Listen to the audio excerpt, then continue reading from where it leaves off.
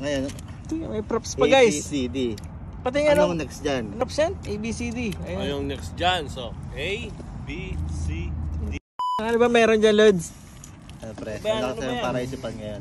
Anong Sabihin alam mo yung alphabet? Medyo. Tingnan mo to. Ngayon, may props pa guys. ABCD. Pati nga Anong next dyan? anong props yan? ABCD. Ano yung next dyan? So, A, B, C, D, E. E. Sigaw yun. Ikaw. Anong next dyan? A, B, C, D. Ano bang tanong? Anong next? Anong next dito? Sa alphabet? Ay, isa. Ito, ay kuno alphabet isa. to. A, B, C, D. A, B, C, D, E. Ito, kuno. Ano ba? Sugiwan nan desu. C? E? E dyan. E, dyan Sigaw yun. E? E dyan yun. Ano sunod na ba? Tama yun, pero may lag.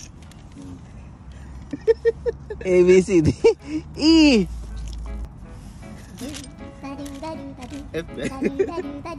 Ah! May guhit na kasi. Ano? Sugoy na eh. Ayun, may guhit na kasi guys pala. Kaya pala F na lang. Ano yung next? F. Kakikata na eh. Kakikata.